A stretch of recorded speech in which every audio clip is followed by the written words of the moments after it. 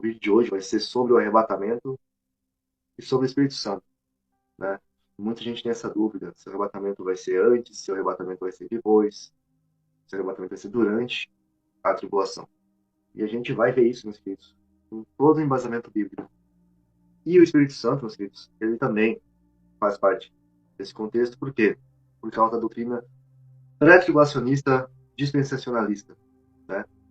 Que diz que o Espírito Santo vai ser retirado da terra antes da tribulação começar. Ou seja, porque o Espírito Santo vai ser retirado da terra, para eles significa que a igreja vai ser arrebatada, que vai ficar sem Espírito Santo nesse mundo. Mas vamos analisar todos os textos bíblicos diretos, tá? Não que pareçam que seja, mas sim diretamente nos textos que falam exatamente desse acontecimento. Vamos no coração da questão.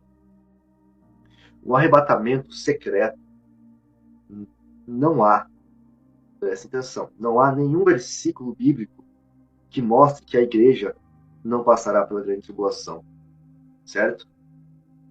Como da mesma forma não existe nada sobre a segunda vinda de Cristo em duas etapas, como os pré-tribulacionistas ensinam.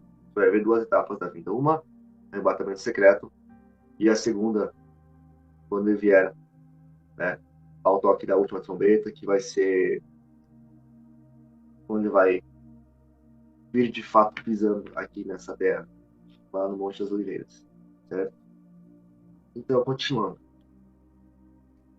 Não há nada nas Escrituras que mostrem que haja essa separação entre o arrebatamento, né, secreto e o arrebatamento visível da igreja.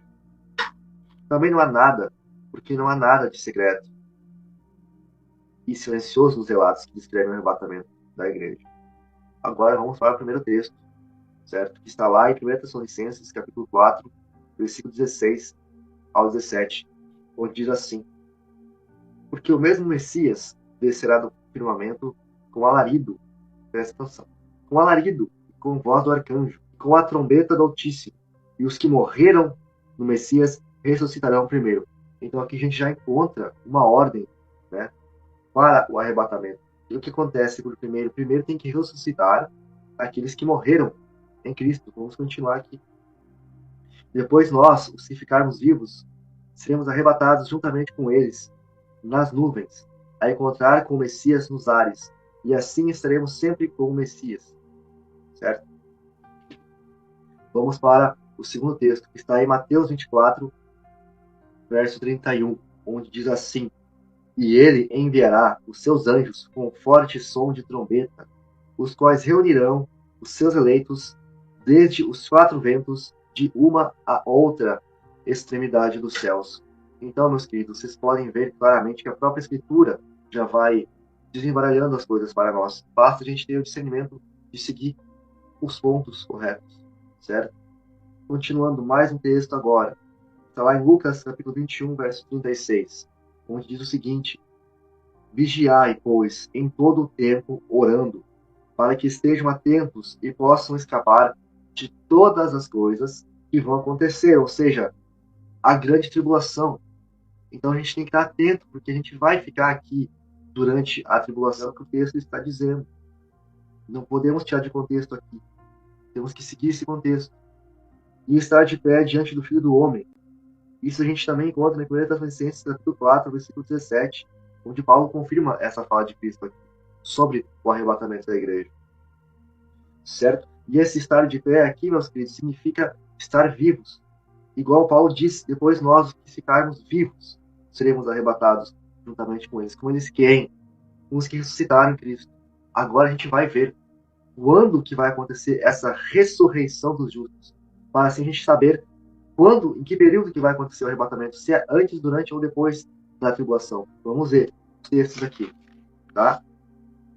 Mas ainda vamos continuar aqui os textos paulinos aqui em 1 Tessalonicenses, capítulo 4, verso 15 agora, um pouco anterior a esses textos que eu li para vocês.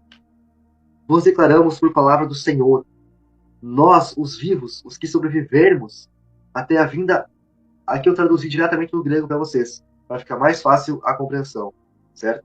Porque na tradução portuguesa falta alguns detalhes, mas no grego a gente consegue encontrar mais detalhes aqui, tá? Então, continuando. Nós, os vivos, os que sobrevivermos até a vinda gloriosa do Messias, de modo algum precederemos os que dormem.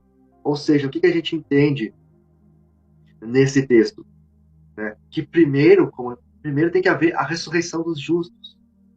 Só depois dessa ressurreição dos justos é que vai acontecer o arrebatamento da igreja. Entenderam, meus queridos? Vou ler novamente para ficar isso bem claro na mente de vocês. Vos declaramos por palavra do Senhor. Nós, os vivos, os que sobrevivermos até a vinda gloriosa do Messias, de modo algum precederemos os que dormem. Certo? Isso está em 1 Tessalonicenses capítulo 4, verso 15. Ok? Agora vamos ver quando é que vai acontecer essa ressurreição dos justos, tá bom?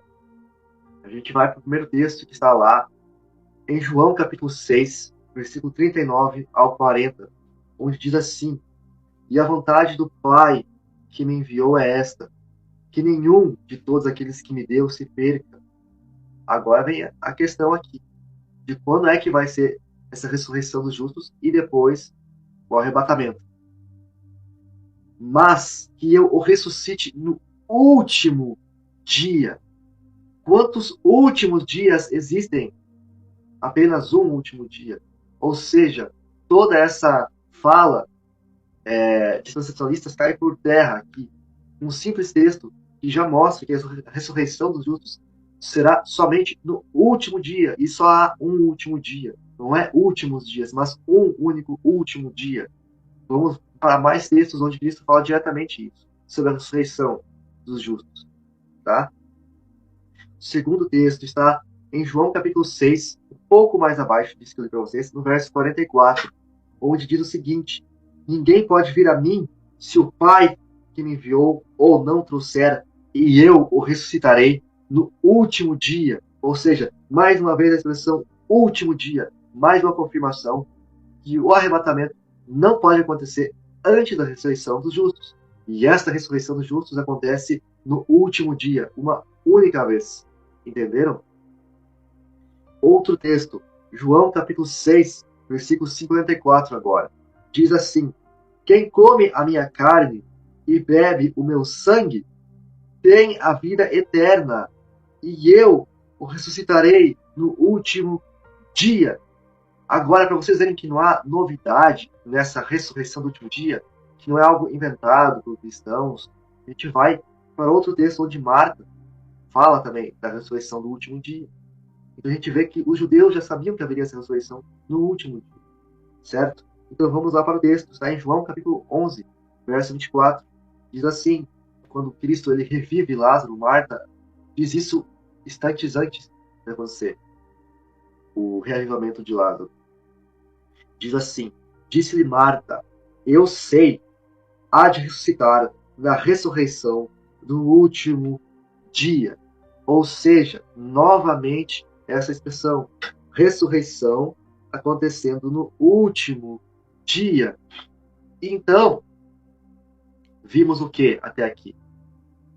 Não há arrebatamento secreto, porque quando Cristo voltar vai ser com alarido, todo olho o verá, diz em Apocalipse isso. E antes do arrebatamento precisa haver uma ressurreição dos justos, que é quando? O último dia. Ou seja, é impossível haver arrebatamento secreto.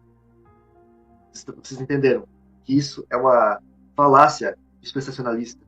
Não existe arrebatamento secreto. Não existe dois arrebatamentos, porque não pode existir duas ressurreições de justos, porque em Apocalipse fala: bem-aventurado que tem parte na primeira ressurreição. E o que é essa primeira ressurreição? Essa ressurreição do último dia, que antecede o arrebatamento dos que ficarem vivos até a vinda de Cristo. Compreenderam? Agora a gente vai para Apocalipse, certo? E eu quero que vocês entendam aqui em Apocalipse as características das pessoas que são mortas pelo anticristo, pela besta. Os dispensacionalistas, os pré-tribulacionistas, falam que o Espírito Santo será retirado da terra e a igreja vai junto, porque é a igreja que tem o Espírito Santo, certo? Só que eu vou mostrar para vocês uma coisa interessante nas Escrituras sobre o Espírito Santo. Novamente, eles acreditam que Deus é três pessoas, mas um só Deus. Pai, Filho e Espírito Santo. 3 seres distintos, um único Deus. Por isso que eles falam que o Espírito Santo será retirado da terra e somente os judeus vão ficar para a tribulação. Mas como é que vai haver o testemunho de Cristo? Como é que vai haver esse avivamento? Essa crença em Cristo sem o Espírito Santo aqui? Como é que vai se converter as pessoas a Cristo sem o auxílio do Espírito Santo? É impossível. Mas, meus queridos, será mesmo que o Espírito Santo é a terceira pessoa da Trindade? Será que o Espírito Santo é um ser distinto do Pai e do Filho?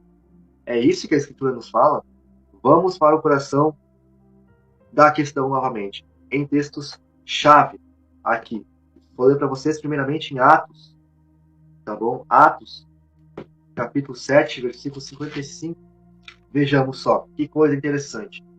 Que coisa maravilhosa que Deus nos revela. E já descarta essa possibilidade do Espírito Santo deixar esse mundo porque a igreja sobe junto com ele. Não é isso. Porque para o Espírito Santo ser uma pessoa distinta da Trindade, para ser um terceiro ser lá no céu, ele precisa ter um trono. Porque fala de trono nas Escrituras, mas a gente tem que tentar localizar o trono do Espírito Santo. Para aí sim dizer, não, são 3 pessoas distintas.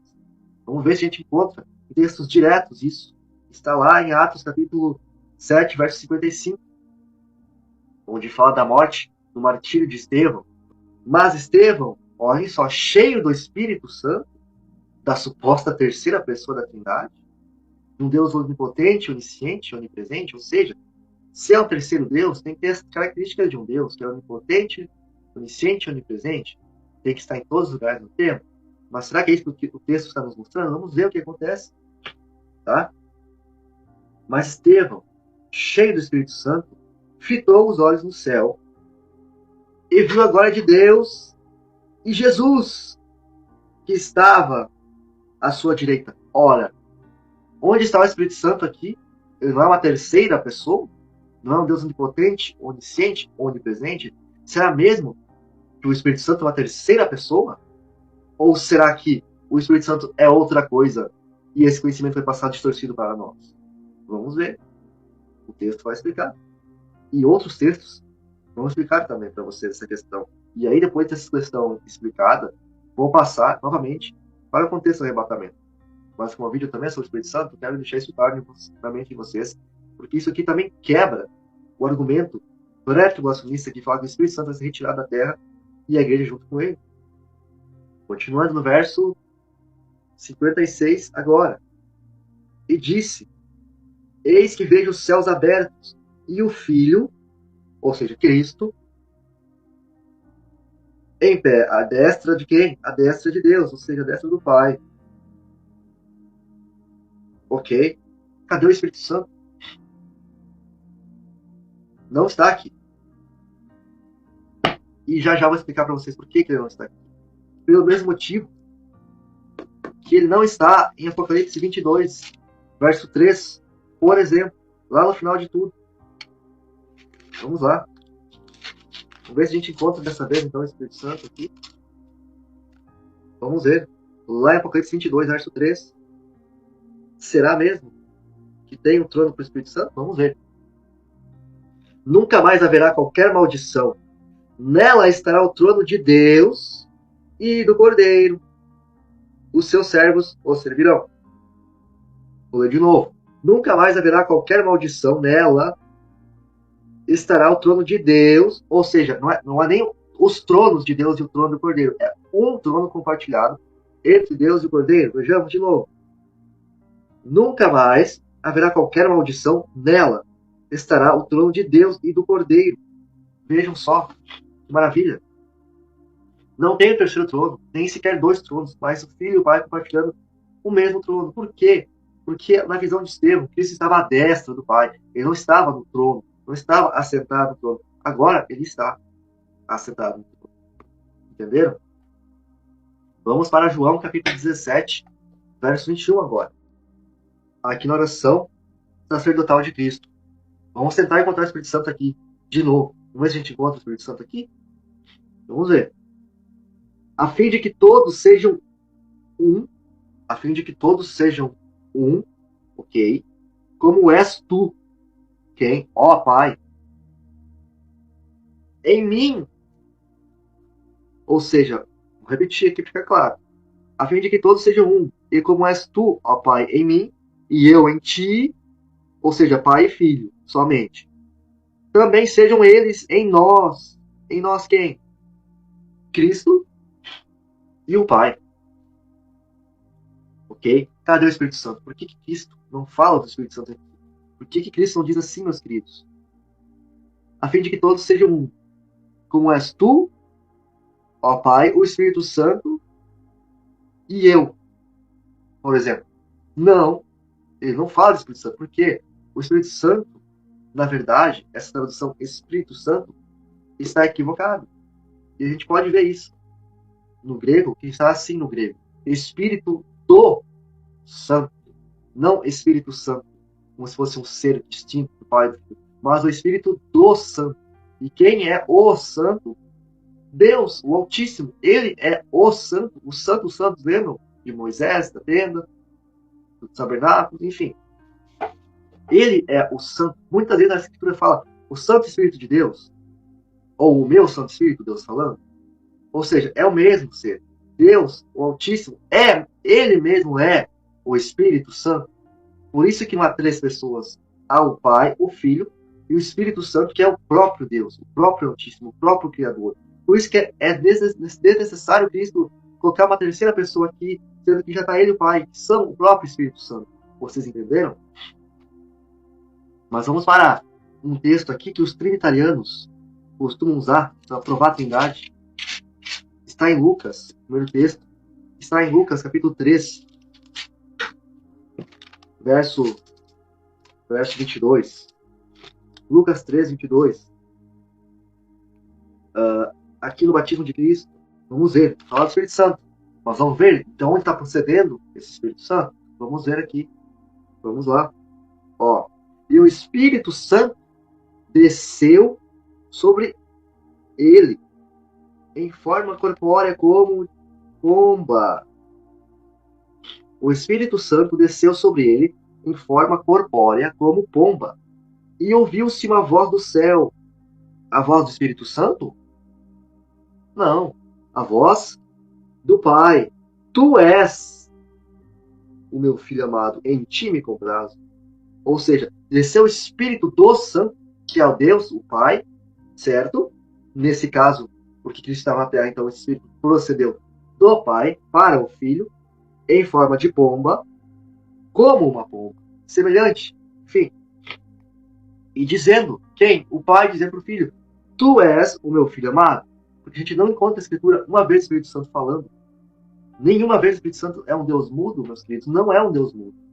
Mas é o Espírito do próprio Deus, do próprio Altíssimo, do próprio Criador. Entenderam? Por isso que parece que pontas soltas, o Espírito Santo não dialoga, ele só recebe ordens. Vamos para outro texto.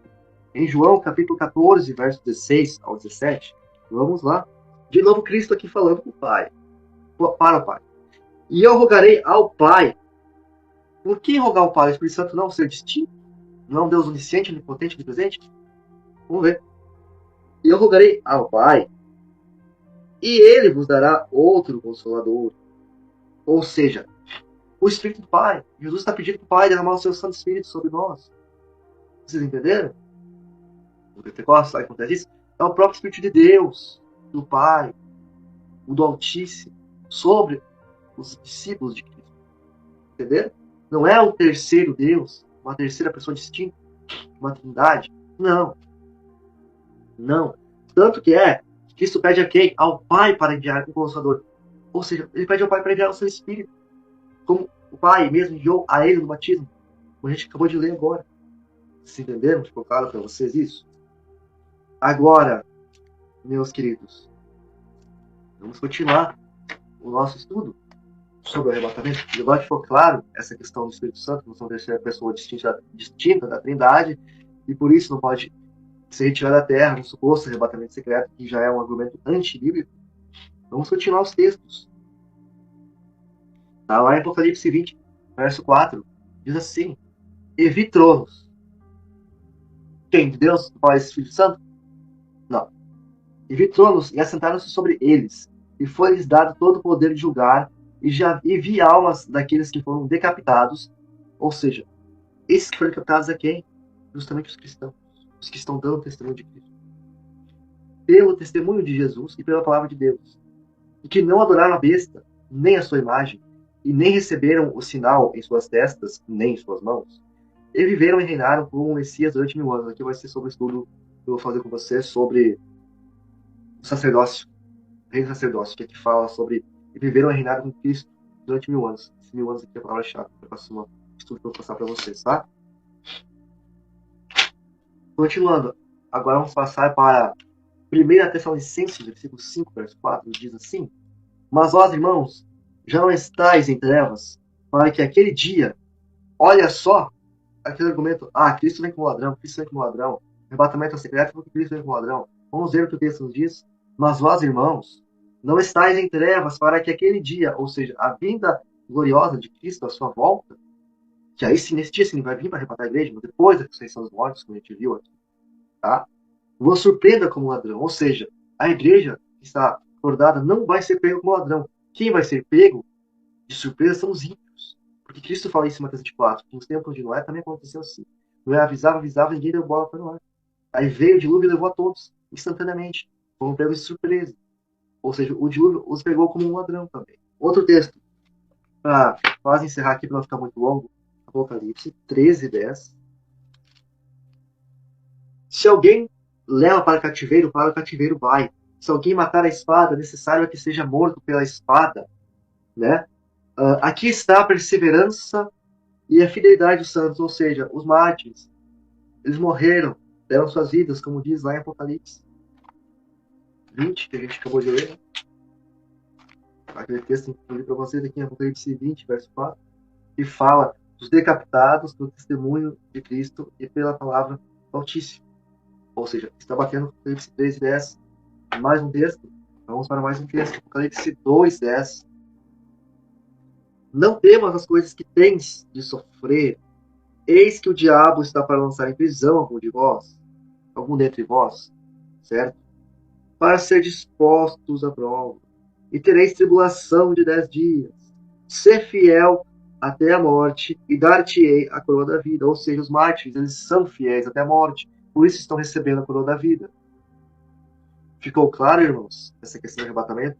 Eu podia usar aqui milhares de textos, mas eu quis usar para vocês aqui textos diretos, textos claros, que não há contradição. Não é como você dizer, mas não é assim. É assim porque está claro e visível para todos. Esse entendimento é bíblico. Como vocês puderem conferir, em versículos que apontam a direção para esses fatos, do arrebatamento e para o Espírito Santo, são textos que eu justamente escolhi assim, que são diretos ao ponto, sem rodeios. Se você gosta do meu trabalho, considere deixar o seu like e compartilhar esse material em suas redes sociais. Caso seja novo no canal, inscreva-se e ative o sininho de notificações. Um forte abraço e que o Pai te abençoe, em nome de Jesus.